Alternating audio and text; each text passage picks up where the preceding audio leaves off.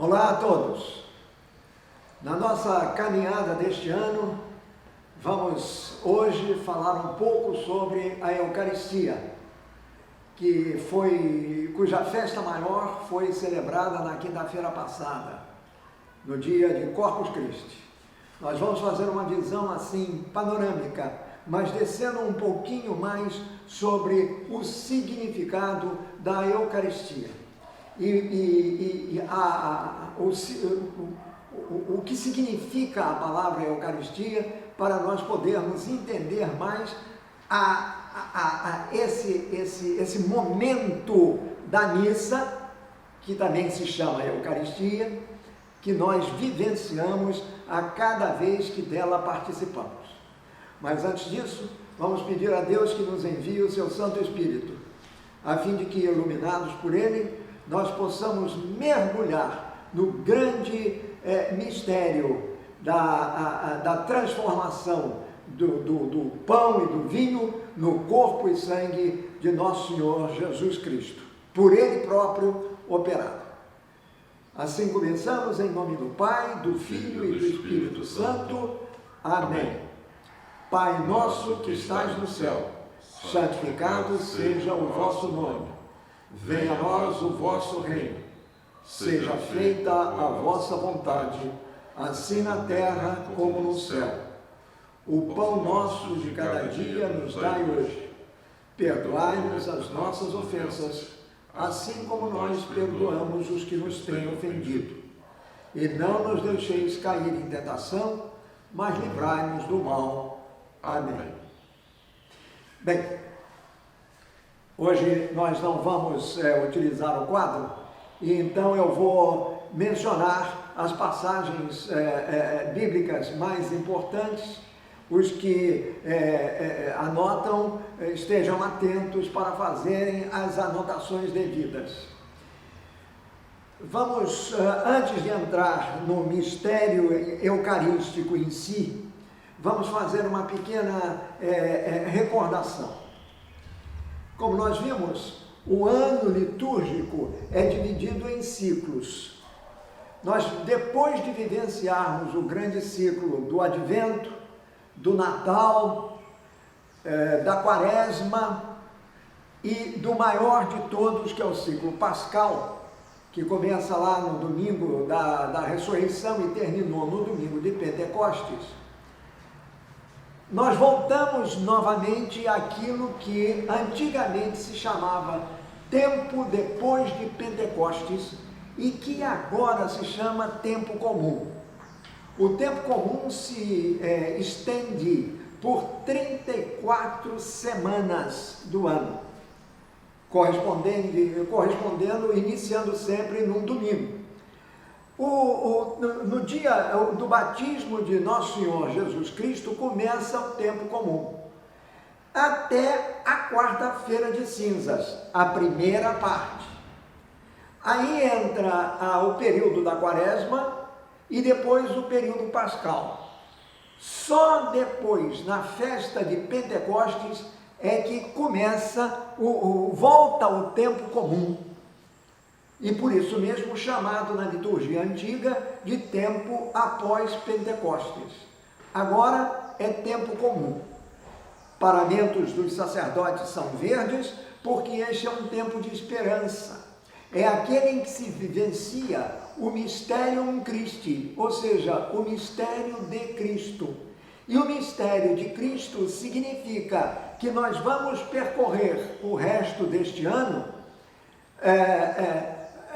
focando, meditando sobre os ensinamentos de Jesus, especialmente aqueles que nós ouvimos na liturgia da palavra dos domingos, mas é de todos os dias. Todo dia tem missa, então todos os dias nós devemos estar voltados, devemos estar focados na palavra de Deus, a fim de nos revestirmos dela, para sermos como Deus quer que sejamos, palavras vivas, palavra encarnada, que é o próprio Cristo em nós. Aí está, já de saída, o grande significado do mistério eucarístico. é o Cristo em nós. Então, esse tempo comum, ele é retomado logo depois do domingo de Pentecostes, e de saída nós temos 3 grandes solenidades, todas elas ecoando a Páscoa, ecoando aquele período pascal de intensa e alegria. Primeira festa, logo depois, na entrada do tempo comum, nós já comemoramos, foi a da Santíssima Trindade. A solenidade da Santíssima Trindade, portanto, tem tudo a ver lá com o tempo pascal. Nós temos a festa do Corpus Christi, que foi celebrada na quinta-feira. É a primeira quinta-feira depois do Pentecostes.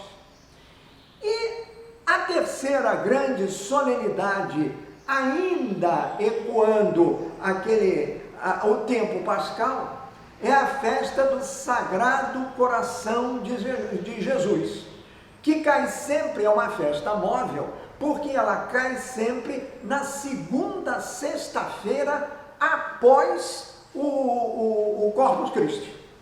Então nós tivemos Corpus Christi quinta, primeira sexta-feira, foi logo a primeira sexta-feira, coincidentemente agora, e na outra sexta-feira será comemorado o Sagrado Coração de Jesus. E no dia seguinte, o Imaculado Coração de Maria. É sempre no sábado, porque o sábado é o dia dedicado a Nossa Senhora. É o dia que se faz sempre lembrança de Nossa Senhora. É no sábado. E por causa do Coração de Jesus, toda sexta-feira é consagrada ao Coração de Jesus. Mas isso é uma outra história. Então, o que nós vamos ver hoje tem a ver com a festa do Corpus Christi, com aquilo que nós celebramos na quinta-feira passada, o corpo e o sangue de Cristo. Vamos, então, tecer algumas considerações sobre isso, para que possamos, então, caminhar no nosso entendimento do que seja a Eucaristia. A narração da instituição da Eucaristia, tanto a Eucaristia tem que ver com a sua instituição, que foi feita por Jesus na última ceia. A narração da instituição da Eucaristia, dizia eu, é feita pelos 3 evangelistas sinóticos e por São Paulo. São Paulo na carta aos Coríntios. Marcos, que é o primeiro dos evangelistas, que foi o primeiro a escrever, então Marcos é acompanhado por Mateus, quase que palavra por palavra. Então o texto marcano e o texto mateano são muito semelhantes, diferem em pouquíssima coisa, numa nuance. O texto mais usado é o texto de Lucas, que é um pouco diferente dos outros 2, se bem que o assunto seja o mesmo, mas os detalhes são algo diferentes, especialmente detalhes de palavras, como elas aparecem.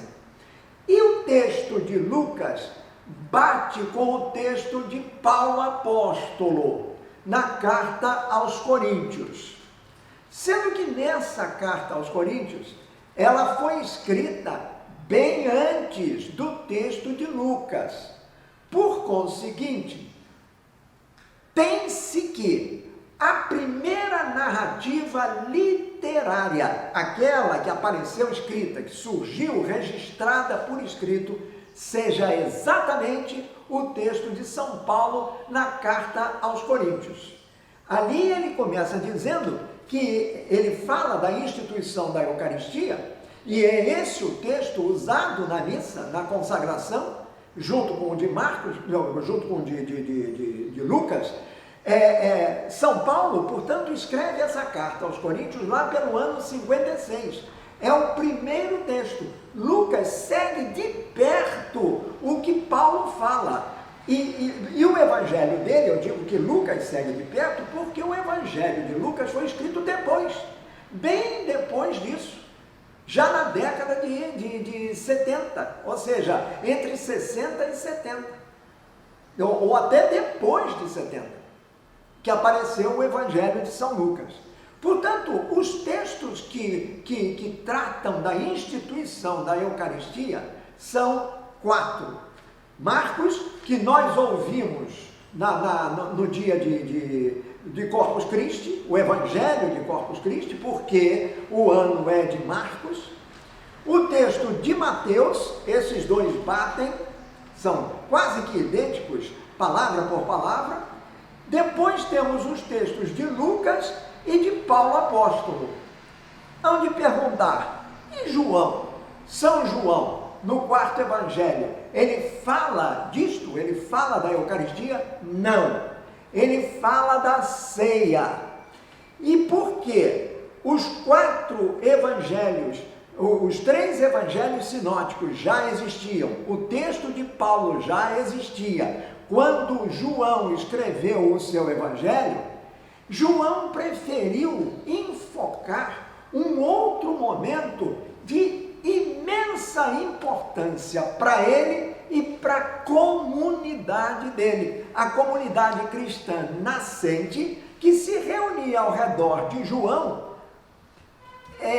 já conhecia, vamos dizer assim, o texto ou os textos da instituição da Eucaristia. Então, São João, porque já os outros haviam falado disso, vamos colocar desta maneira, uma maneira bem simples, São João enfoca um outro momento da ceia pascal, que é extremamente importante pela sua profundidade teológica, que é o lava-pés. Então, em São João não aparece a instituição da Eucaristia. Tomar e comer, isto é o meu corpo. Não, João não fala disso, mas ele fala do lava-pés, que tem tudo a ver com a Eucaristia. Tudo a ver com a Eucaristia. João como que complementa, suplementando aquilo que os outros falaram. Os outros são Mateus, Marcos e Lucas. E Paulo, especialmente Paulo. Se nós tivéssemos que se nós tivéssemos que mergulhar mais fundo no estudo da instituição da Eucaristia, coisa que não vamos fazer, vou logo avisando, mas se tivéssemos que mergulhar fundo, isto daria uma longa explanação por um longo tempo, porque há diferenças entre esses textos que têm motivações bíblicas, motivações teológicas, exegéticas e que, portanto, merecem uma consideração mais profunda.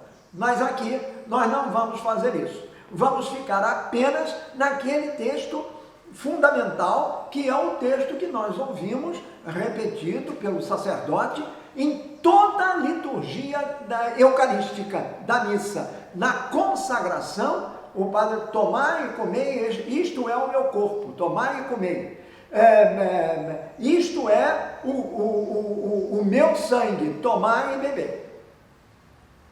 Então é exatamente isto, com base em São Lucas e São Paulo, que nós vamos agora meditar um pouquinho para entendermos melhor aquilo que nós fazemos ou deveríamos fazer quando tomamos a comunhão, quando participamos da Eucaristia.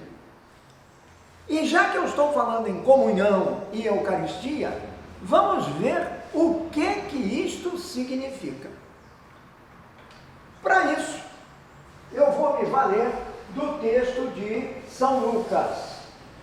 Vamos começar a nossa análise sobre a instituição da Eucaristia pegando o texto de São Lucas, que se encontra no capítulo número 22, Lucas capítulo 22, inicialmente versículos 14 ao 16. Só gravar que a instituição da Eucaristia está inserida no capítulo 22 de Lucas. Mas vamos começar do início. Capítulo 22, versículos 14 e 16. Como nós sabemos, a Eucaristia foi instituída por Jesus na ceia pascal, na sua última refeição terrena com os seus amigos, com os seus irmãos. E Lucas nos conta o seguinte: quando chegou a hora, Jesus sentou-se à mesa com os apóstolos. Vamos começar por aqui. Quando chegou a hora, que hora é essa? A palavra hora tem um significado fundamental, por exemplo, em João. João fala da hora de Jesus desde o início do seu evangelho. Se não, vejamos, recordando, no capítulo 2 do evangelho de São João, ele narra aquele acontecimento de Caná da Galileia, aquelas bodas em Caná da Galileia, a casamento ao qual compareceram Nossa Senhora, Jesus e os discípulos de Jesus. Aí houve aquele episódio de faltar o vinho. Nossa Senhora percebe que o vinho está faltando, se dirige para o filho e diz: não, eles não têm vinho. Só diz isso. A resposta de Jesus é misteriosa, é enigmática. Ele diz para a mãe o seguinte: mulher, que era a maneira habitual do tratamento no tempo de Jesus. Mulher, e o que é que nós temos que ver com isso? A minha hora ainda não chegou. Então João pega a minha hora ainda não chegou e desenvolve o seu evangelho em cima desta palavra. A palavra é a hora. O que Jesus queria dizer com a minha hora ainda não chegou? A hora de Jesus, nós aprendemos isto depois, quer dizer, vamos chegar a essa conclusão, é a hora em que ele se entregará como vítima propiciatória a Deus pelos pecados da humanidade, quer dizer, redimirá os pecados da humanidade, entregando-se à morte e morte de cruz. Esta é a hora de Jesus. São Lucas não fala da hora de Jesus, não como João, por exemplo, que enfatiza muito a hora de Jesus. São Lucas não diz isso, mas São Lucas apresenta Jesus num contínuo caminhar para Jerusalém. Tanto que no Evangelho de Lucas, como no dos outros sinóticos, Jesus vivencia em Jerusalém uma única Páscoa. João não, coloca Jesus em Jerusalém em 3 Páscoas. A Páscoa da ressurreição será exatamente a última, a terceira. Os sinóticos não falam isso. Jesus vai a Jerusalém uma única vez para a Páscoa. Na realidade ele foram 3 anos, a cada ano tinha a celebração pascal judaica. E é exatamente isso. Mas para Lucas, ele não menciona a hora, somente neste momento em que, quando chegou a hora aqui se refere à hora da ceia, porque Jesus, um pouco antes, tinha mandado os seus discípulos prepararem a sala para a ceia. Muito bem, então, mas a hora aqui, com o conhecimento que nós temos de São João, sabemos que Jesus Lucas estaria se referindo igualmente, porque Jesus sabia disso, chegou a minha hora. A minha hora será a hora em que eu serei entregue àqueles que querem a minha morte e acabarei, evidentemente, indo à cruz. A hora de Jesus corresponde exatamente ao seu sacrifício na cruz. Então, quando chegou a hora, veja, a hora em Lucas corresponde àquela ceia, a hora factual, de momento, corresponde à ceia, a ceia pascal. Chegou a hora da ceia, Lucas diz, quando chegou a minha hora, nós associamos a ceia pascal à hora de Jesus, e a hora de Jesus será na cruz. Este é o momento da grande Páscoa, da grande passagem, em que Jesus morrerá, mas ressuscitará. Morrerá e ressuscitará. Esta é a Páscoa, ou seja, a passagem. Por ora, chegou a hora da ceia.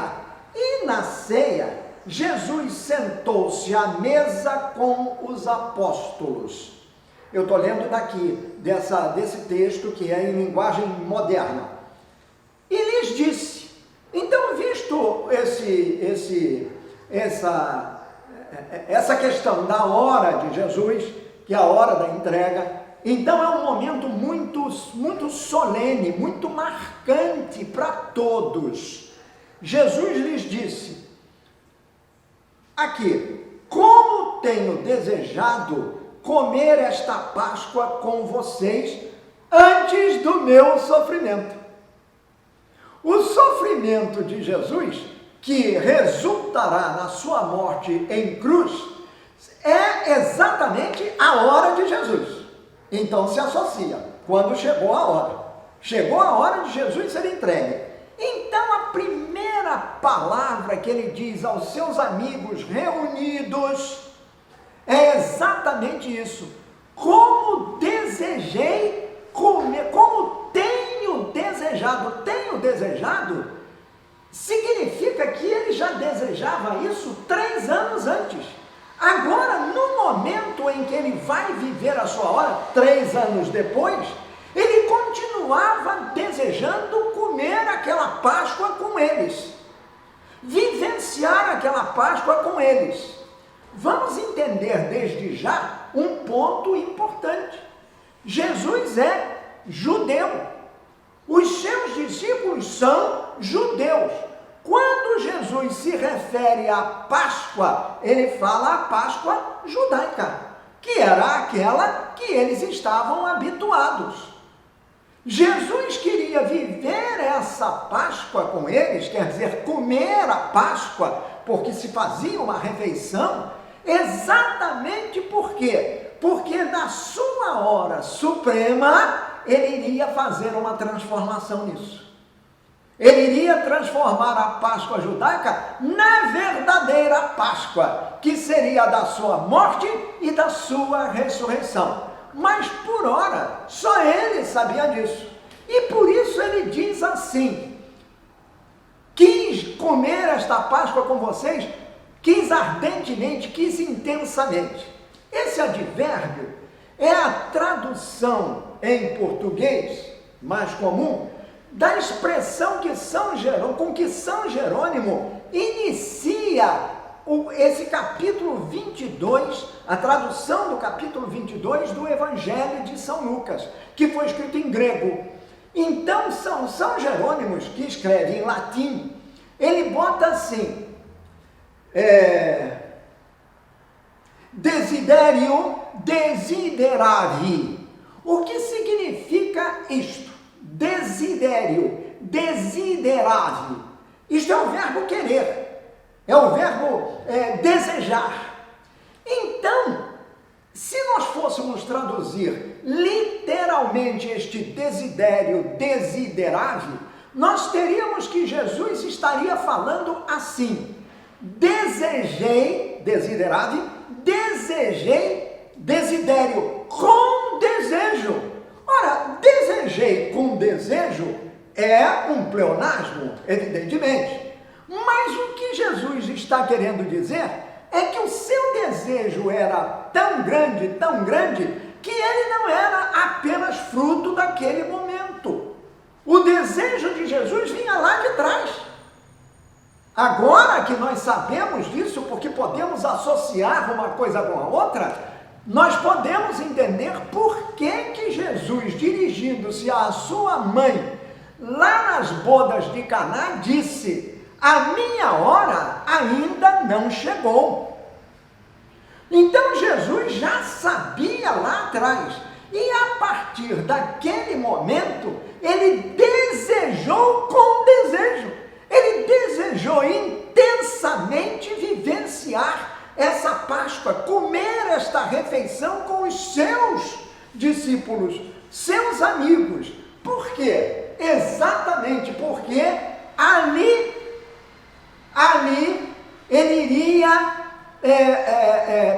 praticar uma ação, ele iria, através da palavra, fazer algo que ficaria marcado para sempre na mente, no coração e no agir dos seus discípulos, especialmente aqueles que seriam os primeiros apóstolos, mas fundamentalmente deve ser marcante também para nós, para vocês e para mim, e no momento em que nós celebramos a Eucaristia, ou seja, vivenciamos este momento, cuja memória é feita na liturgia eucarística da missa, o ato da consagração.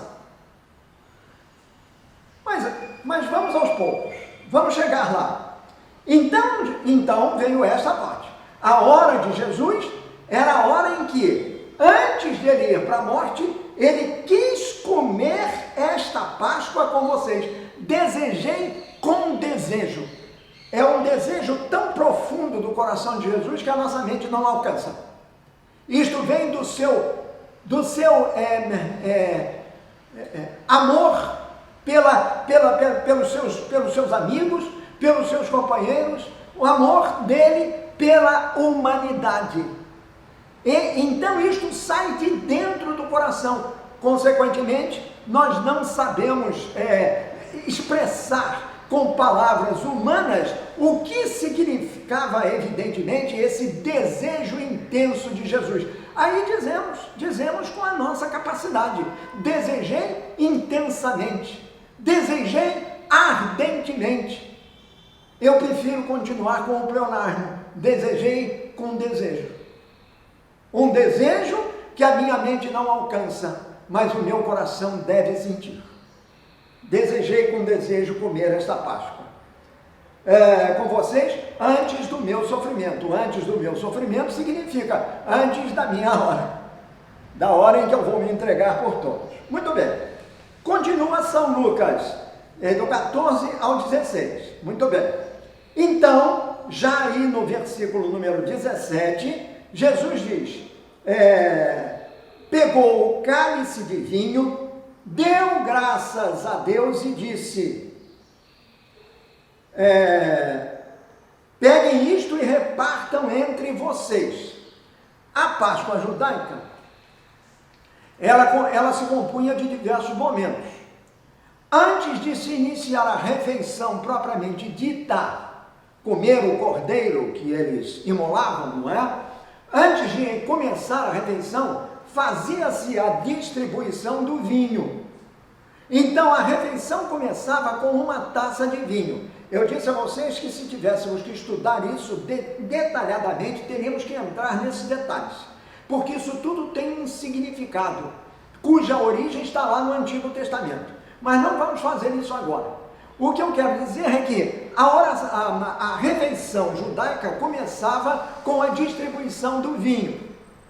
Logo depois de ter distribuído o vinho, que Jesus só diz assim, ele peguem isto e repartam entre vocês. Quer dizer, ele pegou o vinho e mandou que eles dividissem entre eles. Lá estavam os 12. Muito bem.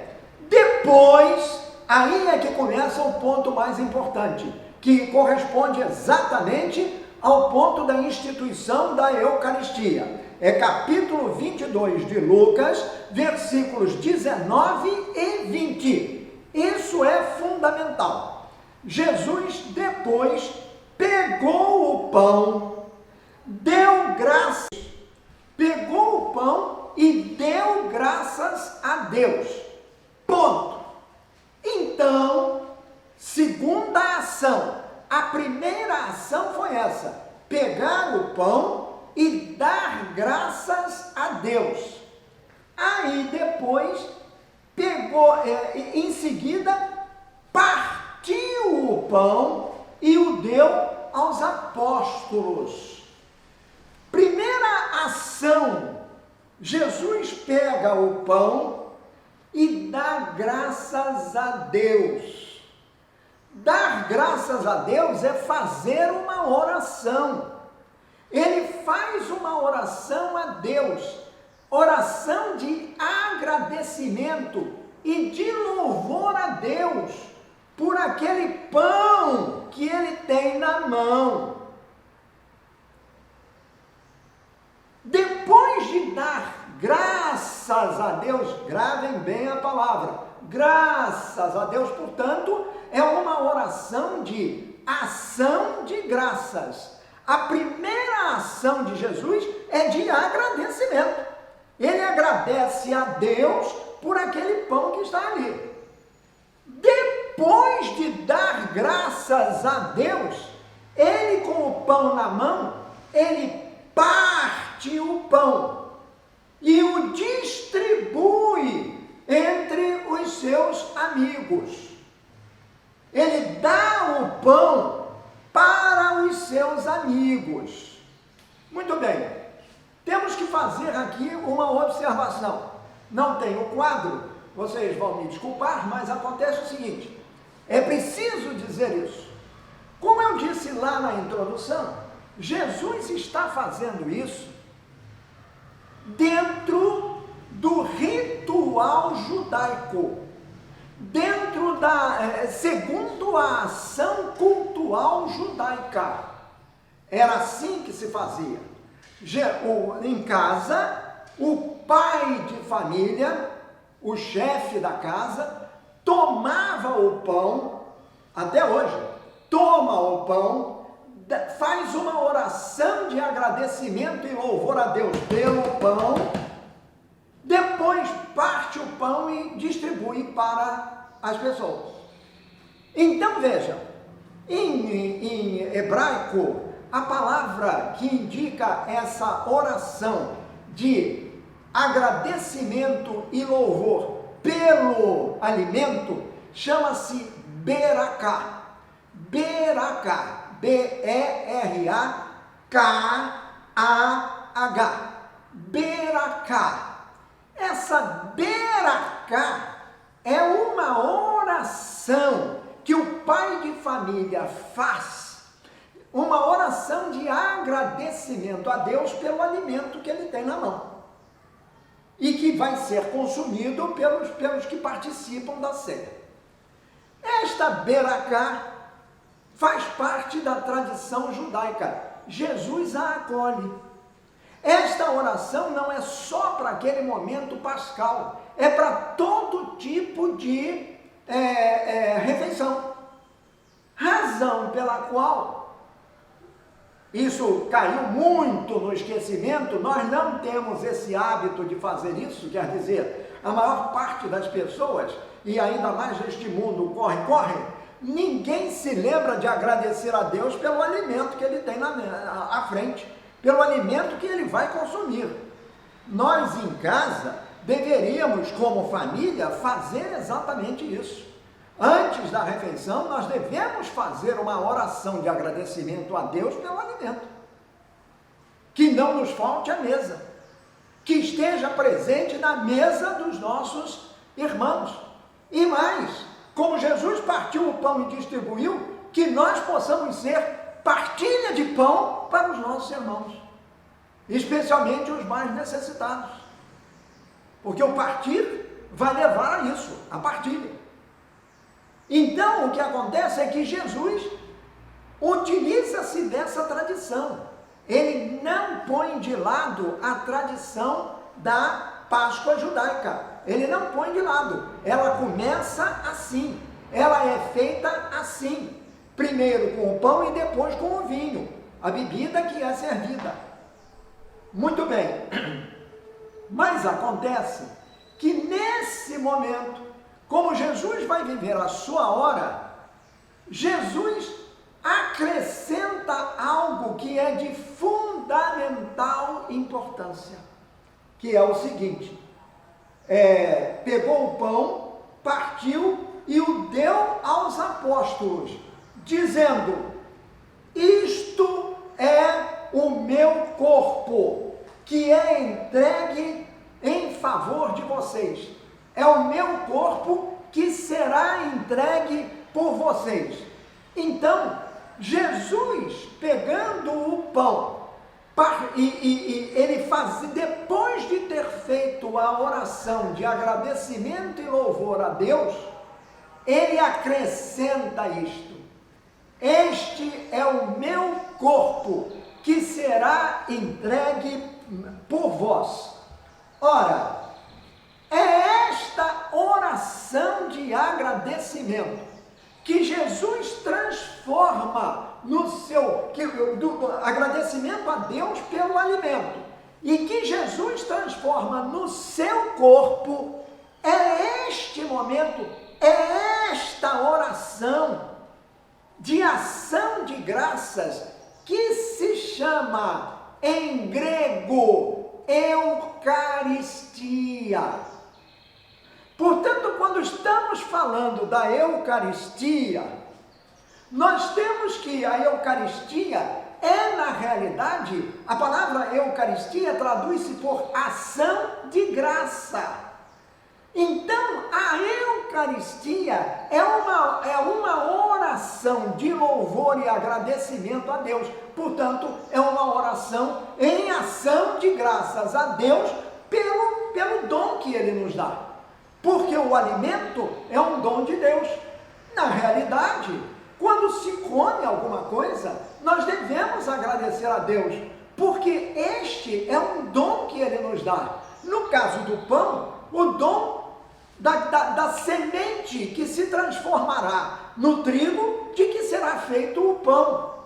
E no caso do vinho, o fruto da videira, que é a uva que vai se transformar em quê? No vinho. Ora, tudo isso vem de onde? Da terra, como dom de Deus, como graça de Deus. Se é graça de Deus, devemos agradecer-lhe por tão grande graça, e agradecendo e louvando a Deus por ela. E no momento em que Jesus diz que o que eles estão tomando é o seu corpo, imediatamente aquilo se transforma. Se transforma no corpo, aquele pedaço de pão que será ingerido é transformado imediatamente no corpo de Cristo. Por quê? Porque é um dom que se agradece, mas que retorna para a gente como bênção e transformação. O fato de Jesus ter partido o pão, o fato de Jesus ter dito que este pão era o seu corpo, transforma aquela matéria terrena em algo maior, em algo mais sublime, em algo transcendental.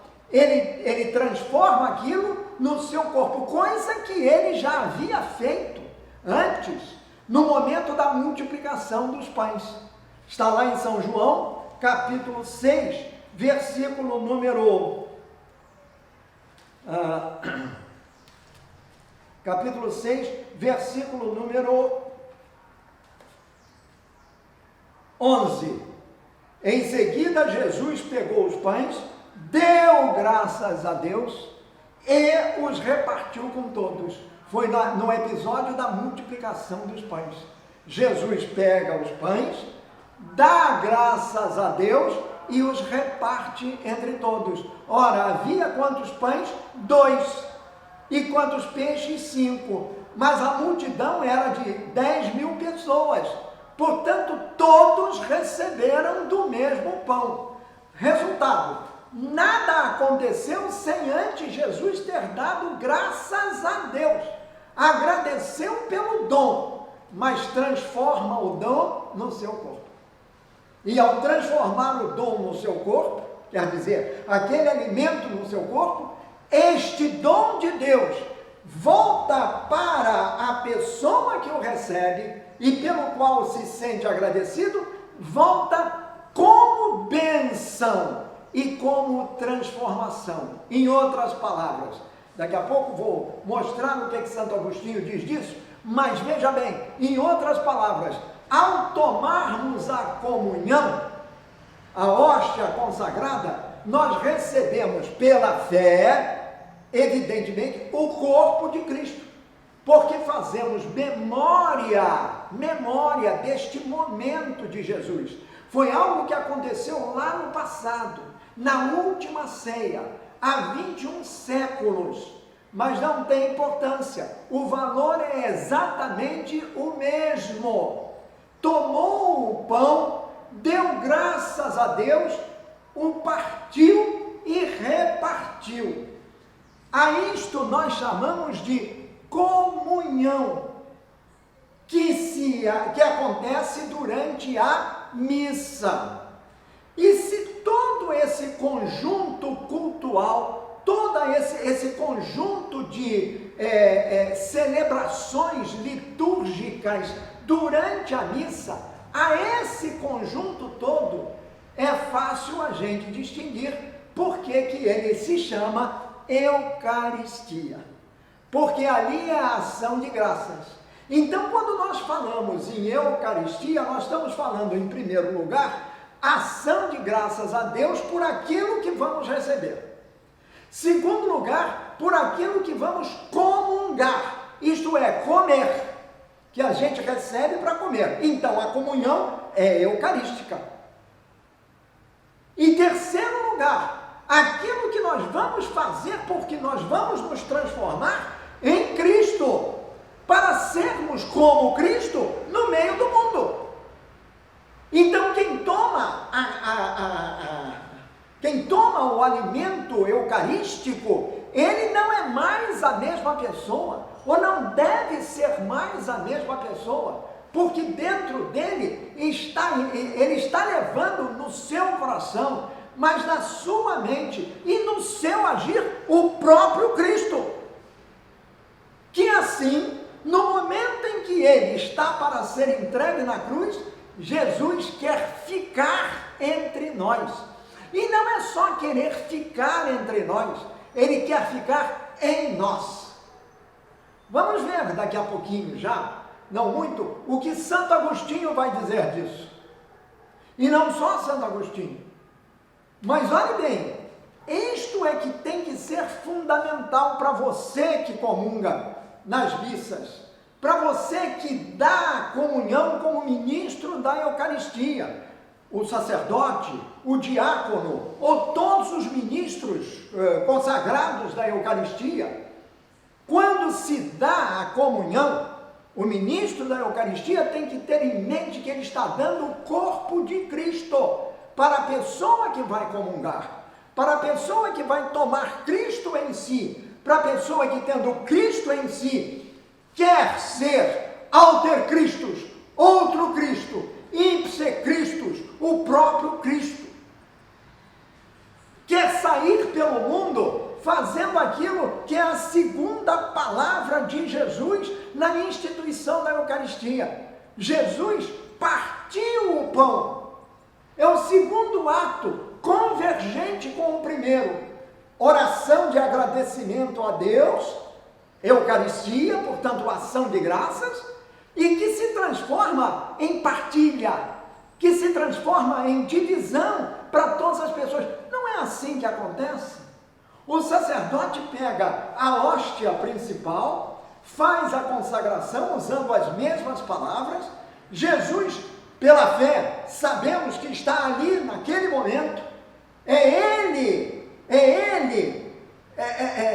que está substancialmente, integralmente naquele pequenino, naquela pequena hóstia.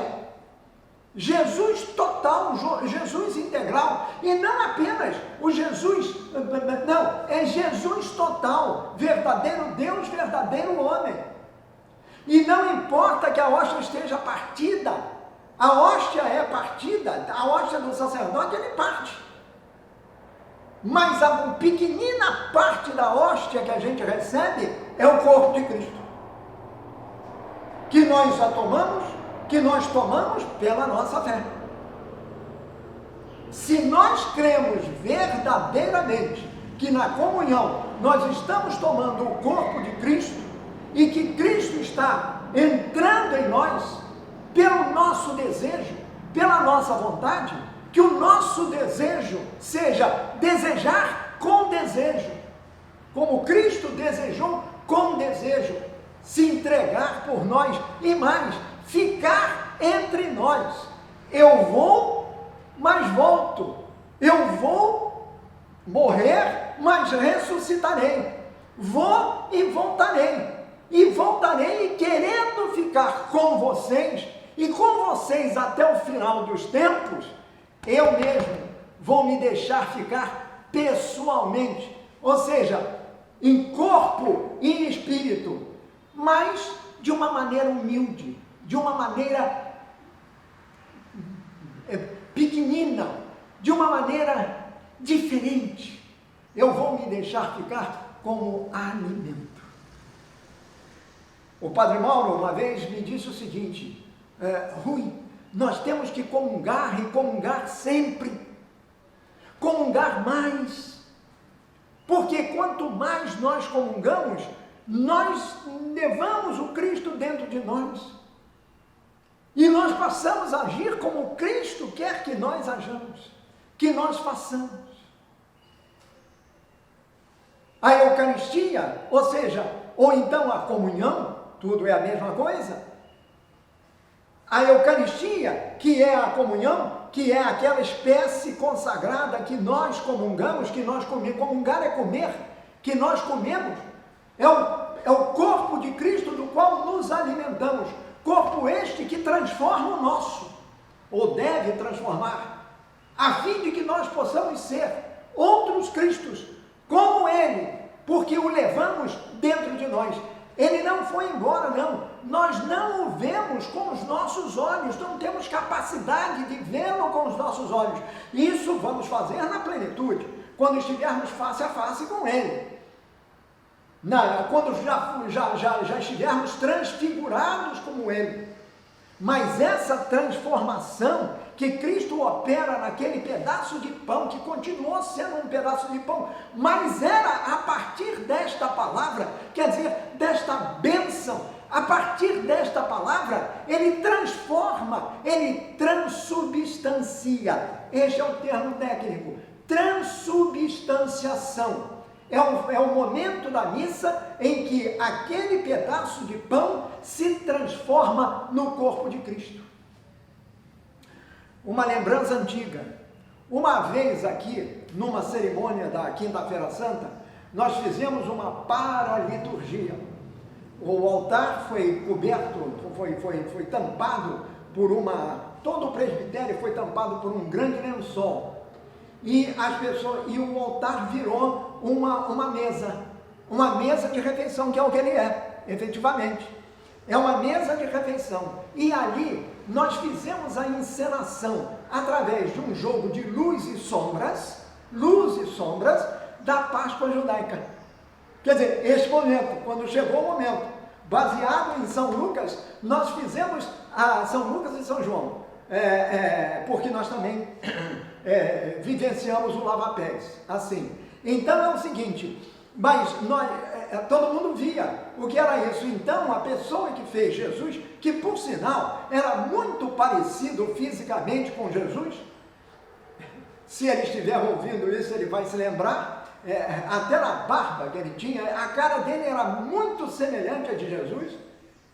Então essa pessoa pegou o pão, que era um pedaço daquele pão árabe, que a gente chama de pão árabe, que compra aí nas padarias, aquele pão árabe, pegou aquele pão árabe daquele tamanho, deu graças a Deus e depois o repartiu entre os seus. Não falou, isto é o meu corpo, porque não era o caso de falar naquele momento, porque estávamos encenando a Páscoa judaica. Depois sim, é que no segundo momento, já aí na Eucaristia, na missa, isto foi transformado aqui, na consagração da missa e na transubstanciação, ou seja, o corpo de Cristo, o pão se transforma no corpo de Cristo pela sua palavra. E o que é a palavra? Veja, a palavra é Deus.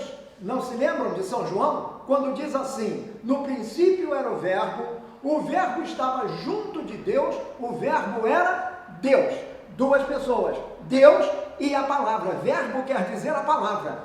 Pois pela palavra viva, que é o Cristo Jesus, ele transforma aquilo, porque ele é Deus. Ele tem essa capacidade. Ele transforma aquele pão, aquele pedaço de matéria, aquele pão feito do trigo, agradece a Deus pelo alimento, agradece a Deus pela bebida, que é um alimento também, que é o vinho. Agradecido por isso, ele diz, tomai e comei, este é o meu corpo. E depois, tomai e bebei, este é o meu sangue. E aí o corpo e o sangue de Cristo passam a ser uma única coisa.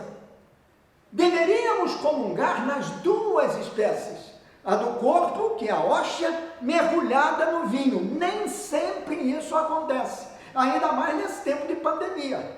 Então isso não é nem possível a gente imaginar. Mas podia acontecer, devia acontecer, para que nós pudéssemos sentir que o corpo não vai sem o sangue, e o sangue de Cristo banha o corpo. E nisto nós nos transformamos no próprio Cristo. Então, o que significa Eucaristia? Significa ação de graças. Ação de graças pelo alimento, pelo dom que Deus nos dá, o alimento da vida que Ele nos dá. Um alimento deste que é para a nossa força interior, a nossa força física, para que nós possamos ter energia. Nós comemos do pão, quer dizer, tomamos o alimento, agradecemos a Deus por este dom. Mas este dom foi transformado por Cristo em bênção e transformação. Por quê? Bênção porque Ele é a palavra que abençoa aquele pedaço de pão de árabe que Ele distribuiu para os seus, dizendo que isto é o meu corpo. Nós fazemos a mesma coisa aqui. Não com o pão árabe como fizemos naquela ceia pascal da paraliturgia a que me referi. Não assim. Mas aquele pão árabe mesmo da paraliturgia, eu me lembro perfeitamente bem, depois se transformou na hóstia. Não se usou a hóstia comum, a hóstia conhecida, não. Aquele pão árabe que nós tínhamos em cima do altar, ele foi abençoado, ele foi melhor, consagrado, e ele se transformou no corpo de Cristo. E nós, ao tomarmos o pão árabe, naquela comunhão, daquela inesquecível Quinta-feira Santa, ao tomarmos a comunhão, nós estávamos tomando com o mesmo pão da época de Jesus, nós estávamos tomando o verdadeiro corpo de Jesus. E é este corpo que volta para nós como bênção e como transformação. O que significa isso? Bênção porque somos abençoados. Abençoados para levarmos a cabo a missão, porque não esqueça, Jesus partiu o pão e repartiu. Quer dizer, deu aos demais. Partir nos leva à partilha. Devemos partilhar a nossa vida em primeiro lugar. Devemos partilhar o nosso conhecimento. Devemos partilhar o nosso ser integral com as pessoas que estão ao nosso redor, a começar pelas da nossa casa, nossos irmãos, nossos parentes, mas também no nosso trabalho, porque é pelo trabalho que nós nos santificamos. Então todos nós no trabalho deveríamos ser isso. Se não podemos ser por causa da conjuntura, porque o mundo hoje tenta nos afastar de todas as maneiras de Jesus, tenta nos afastar do caminho de Cristo. Mas nós que o levamos dentro de nós, e se não pudermos comungar sacramentalmente, que o façamos espiritualmente, como nos ensina Santo Afonso Maria de Ligório, que nós o façamos espiritualmente, mas com o pensamento voltado para esse momento, essa hora, que é a hora de Jesus e que deve ser a nossa hora. A missa, que é o outro nome da Eucaristia também é a missa. Então esse conjunto de atos litúrgicos que nós chamamos missa, também é Eucaristia. A missa, todo esse conjunto litúrgico é uma Eucaristia, é uma ação de graças. Por isso a gente diz, vamos iniciar a Santa Eucaristia. Podíamos dizer, vamos iniciar a Santa Missa. E na hora da comunhão, vamos tomar agora a Santa Eucaristia. Mas tomando a Santa Eucaristia vem para nós e cria em nós comunhão. E isto é outra coisa importante. Veja que Jesus reparte o pão. E ao repartir o pão entre os seus discípulos, que serão os seus apóstolos, que levarão esta mensagem à frente, foram eles que divulgaram isso desde o início. A igreja nunca teve dúvidas desde o início. Olha, São Paulo diz isso. Ele diz exatamente, falando do mesmo evento, ele diz assim, conforme aprendi, conforme me foi ensinado.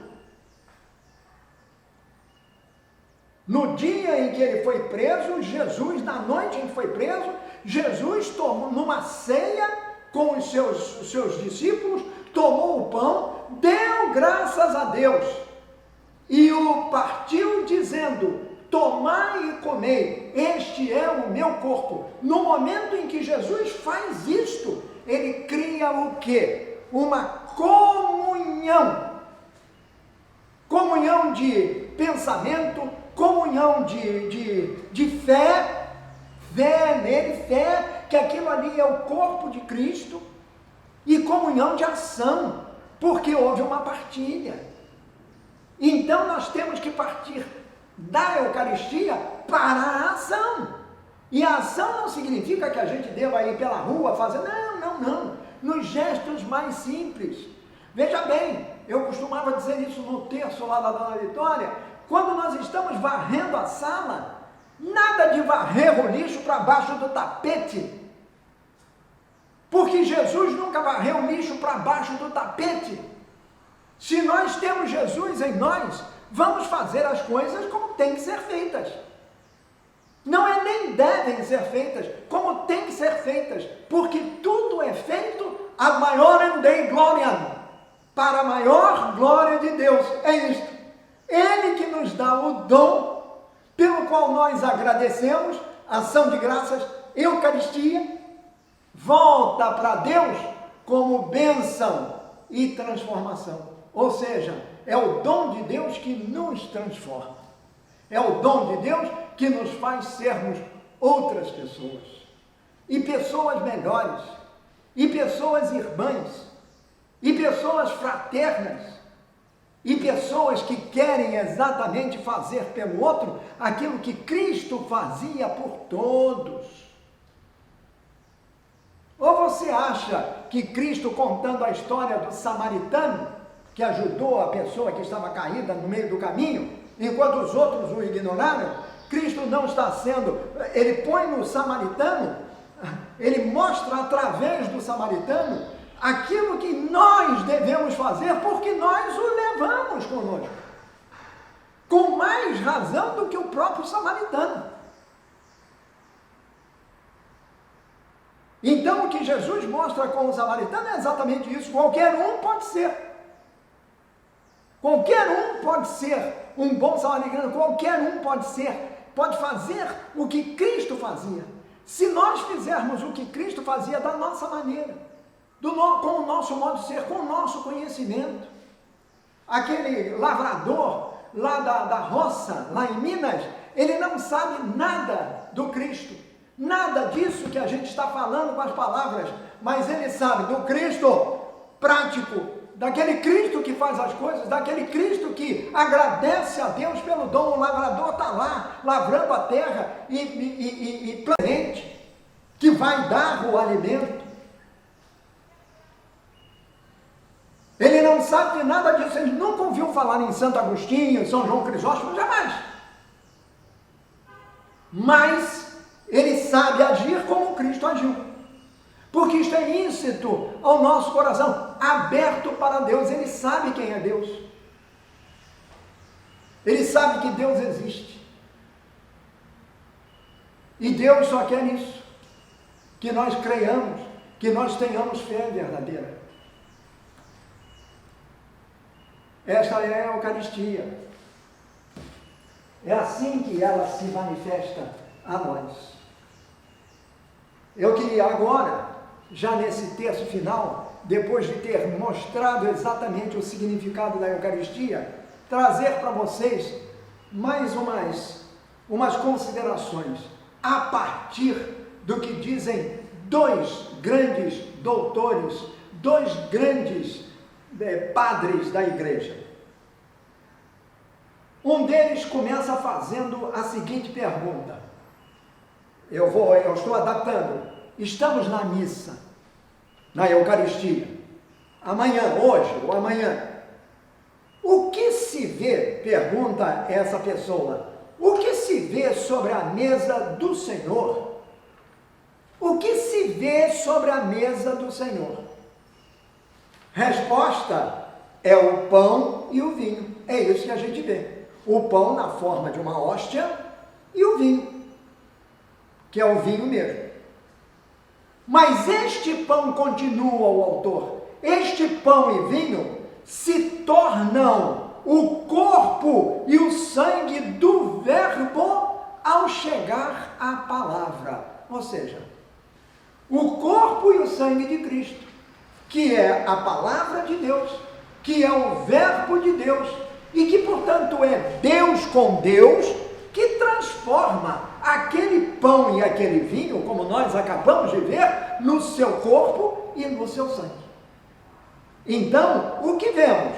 Pão e vinho sobre a mesa. Mas este pão e vinho se tornam o corpo e o sangue do Verbo ao chegar à palavra. Portanto, na consagração, o Verbo que se fez carne e habitou entre nós, lembram-se de São João? No princípio era o Verbo estava junto de Deus, o Verbo era Deus, o Verbo se fez carne e habitou entre nós. O Verbo, ao se fazer carne, ele tomou a forma humana, em corpo e alma, permanecendo Deus. Não deixou de ser Deus, foi o que nós vimos no domingo passado. Nós temos o Deus Trindade, o Deus Pai, o Deus Filho e o Deus Espírito. 3 pessoas, não são 3 coisas, não. Nem são 3 espíritos colocados no ar assim como se fossem balões, nada disso. São pessoas como você e como eu. Onde está o Cristo, está Deus e o Espírito Santo. Onde está o Espírito Santo, está Deus e Jesus. Como nós rezamos no credo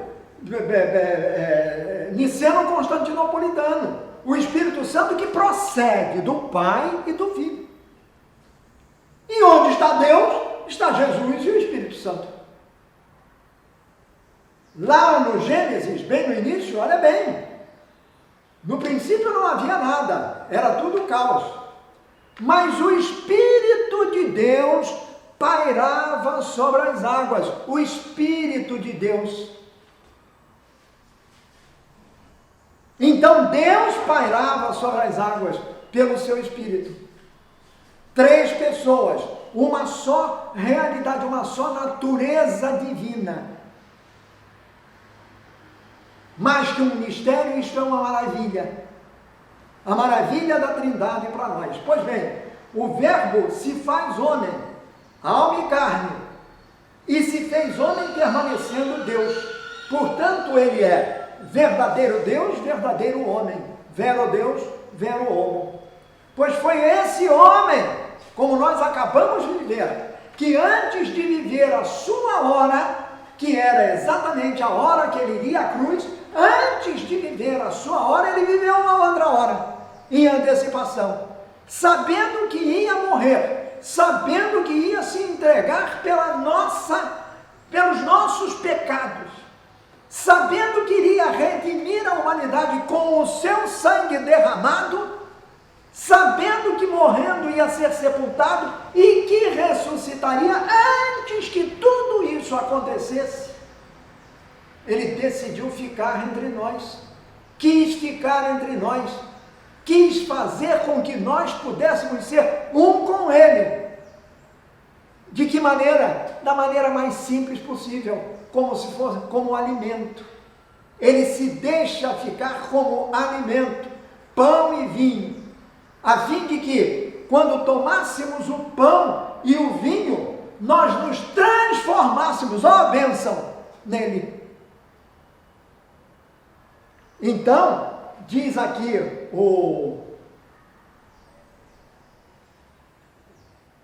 portanto, na ceia, ele transforma o pão no seu corpo, o vinho no seu sangue, a fim de que, comungando o pão e bebendo o vinho, que é a Eucaristia, quer dizer, na consagração, nós nos transformemos nele. Isso sou eu que disse, não. Eu estou repetindo isso que esta pessoa disse. Nós nos transformemos nele. Na verdade, é isso que acontece quando comungamos. Guardemos bem isso. É isso que acontece quando comungamos. Pela misericórdia de Deus. Não é pelos nossos talentos, não é pela nossa capacidade, não é pelo nosso conhecimento, pela nossa inteligência, pela nossa obra, por maior que seja, não é por isso, é por misericórdia, e misericórdia implica amor. Por amor de Deus que nós nos tornamos pela Eucaristia, ou seja, aquele pão consagrado que comungamos, em ação de graças, nós nos tornamos pela Eucaristia o corpo de Jesus, isto é, nós somos aquilo que recebemos. Quem é que nós recebemos naquele pedaço de pão que ingerimos e que comemos na comunhão, naquilo que chamamos de comunhão? Ou seja, quem é aquele que nós comungamos naquele pedacinho de hóstia? É Cristo Jesus, vivo, ressuscitado, corpo e alma. E ele, ao tomarmos o Cristo dentro de nós nos transformamos em outro Cristo.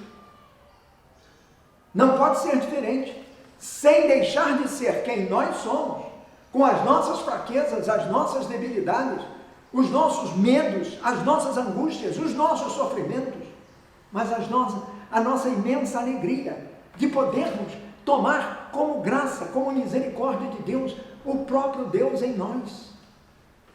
Isso que eu acabei de ler aqui para vocês, fazendo uma síntese, foi dito por Santo Agostinho. É ele que nos socorre sempre. Mas não foi só Agostinho que falou da Eucaristia. Um outro padre da igreja perguntou: o que é o pão? E ele mesmo respondeu: é o corpo de Cristo. Agostinho disse: o que vemos em cima do altar, pão e vinho. É a mesma coisa. Este aqui disse isso antes de Agostinho. O que é o pão? É o corpo de Cristo. Em que se transforma aqueles que o recebem? Olha, aquilo que é o final de Agostinho é o início deste que aqui está. Em que se transforma aqueles que recebem o corpo de Cristo? Resposta: se transformam no corpo de Cristo. Nós nos transformamos no corpo de Cristo quando levamos o Cristo dentro de nós. Por isso é que Paulo apóstolo, escrevendo a Timóteo, disse: presta bem atenção, como você vai tomar o corpo de Cristo em você, porque você vai se transformar no Cristo,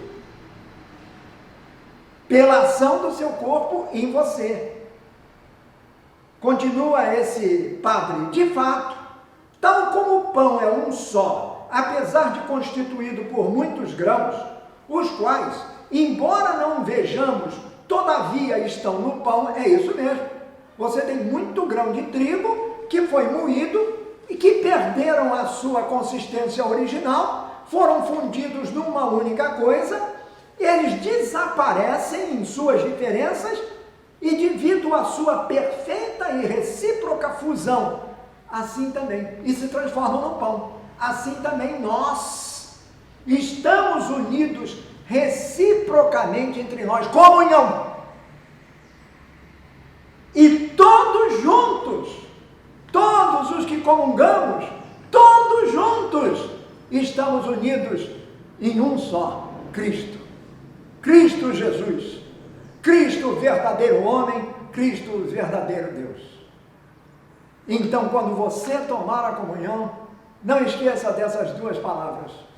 Você está em comunhão, por isso a palavra, a Eucaristia aí atende pelo nome de comunhão. Você estará em comunhão com todos os irmãos. Naquele momento, você estará em comunhão com todos os irmãos. Por isso é que, logo depois da comunhão, geralmente faz-se ou canta-se, hoje em dia canta-se, eu preferia ficar em silêncio, para rezar uma oração de ação de graças.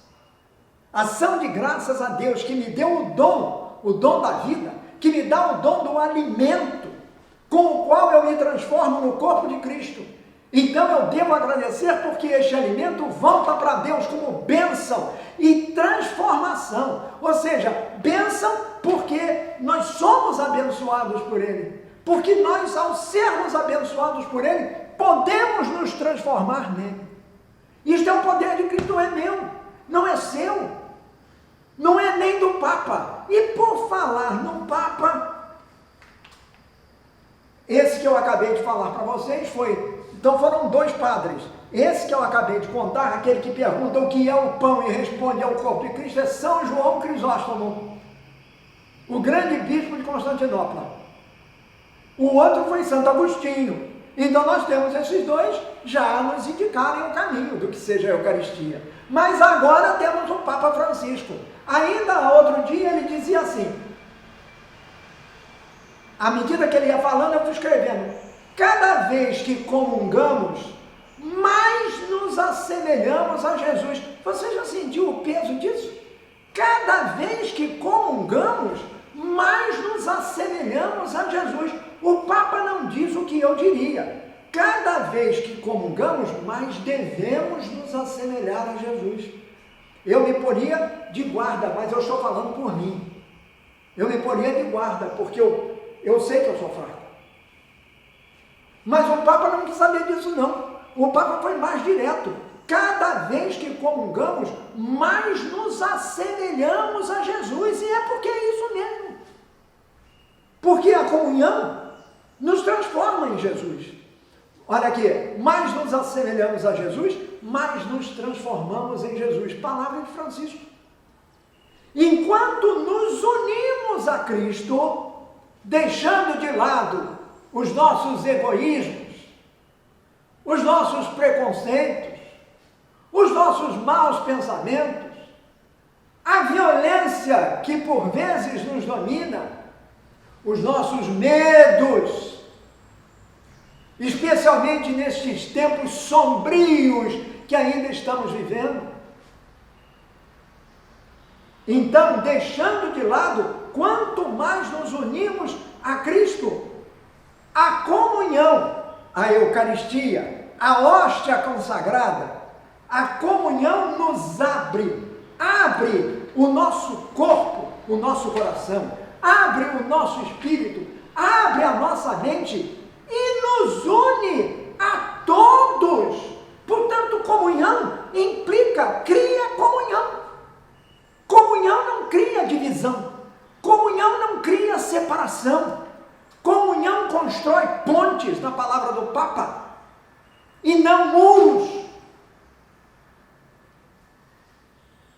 Comunhão nos faz mais unidos entre nós, irmãos. Comunhão É aquilo que nos une, aqueles amigos muito queridos, dos quais não dependemos necessariamente, mas dependemos sim espiritualmente, mesmo que eles não nos falem uma única palavra, mas é porque eles estão em comunhão conosco. Eu sinto isso, e especialmente, repito, quando na sala eu tinha os meus os queridos companheiros de caminhada, que agora estão aí do outro lado, e que já são mais, são outros, mas vocês todos, eu sinto vocês todos diante de mim, e junto comigo vivenciando este momento de comunhão, ou seja, o Cristo está em nós. Então a comunhão nos une a todos que são um só em Cristo. Esse, diz o Papa Francisco, é o prodígio da comunhão. Olha bem, prodígio da comunhão. Nós nos tornamos, aí ele repete Santo Agostinho e São João Crisóstomo, nós nos tornamos aquilo que recebemos. Nós recebemos o Cristo, então nos tornamos Cristo. Isso no polo passivo. E no polo ativo, você que é ministro da Eucaristia, você que está distribuindo pela partilha o corpo de Cristo, lembre-se sempre disso. Não dê a comunhão como se fosse um ato qualquer. Não. Sinta em cada momento que você oferece o corpo de Cristo à pessoa que está comungando, ele ou ela, uma criança, um jovem, uma pessoa mais velha. Quando você oferece a hóstia, você está dando o corpo de Cristo, que você já comungou. Portanto, é o Cristo se distribuindo para mim e para todos que comungamos. E você tem que fazer isso com o Espírito de Cristo.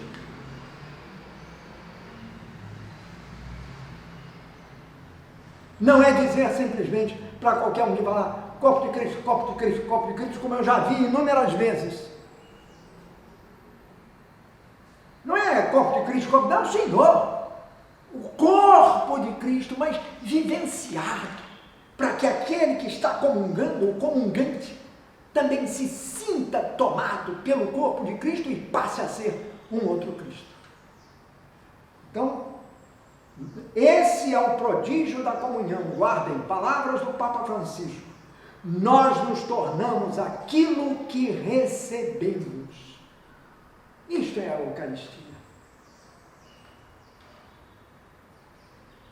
Ainda do Papa Francisco, aproximar-se da Eucaristia é receber Jesus, e recebê-lo nos transforma nele, e portanto nos faz mais fortes.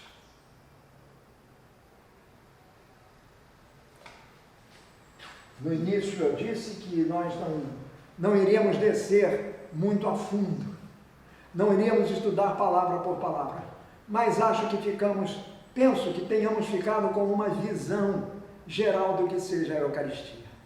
E o desejo de falar dela hoje, mesmo tendo passado a festa do Corpus Christi, foi exatamente para isso. Para que aos domingos, ou o dia que for, que você se apresente para receber a Eucaristia, você sinta em você a grande bênção que nos transforma em outro Cristo. E que, ao se transformar em outro Cristo, você possa agir como Cristo agiu. Você possa ser como Cristo foi. O Papa Francisco é direto, nós nos assemelhamos a Cristo. Então não é nós podemos ser o Cristo, nós devemos ser Cristos.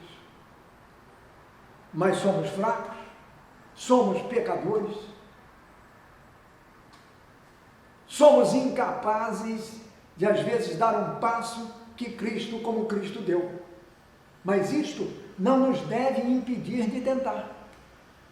Não pela nossa capacidade ou pela nossa força, mas pela graça de Deus, que nunca nos falta, porque Deus é, sobretudo, misericórdia. E aí está o coração de Jesus para mostrar isso. Olha para o coração de Jesus e se deixe banhar pelo sangue que dele vem, que dele jorra.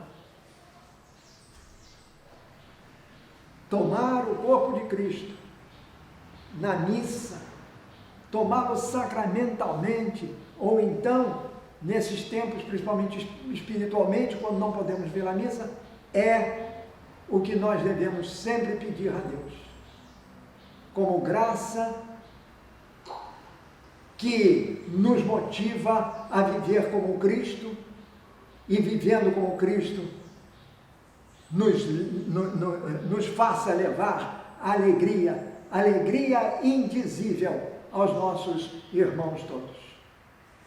Com confiança, com viva esperança e, repito, com indizível alegria devemos viver, porque, tomando Cristo, nós somos outro Cristo, o mesmo Cristo, que assim seja.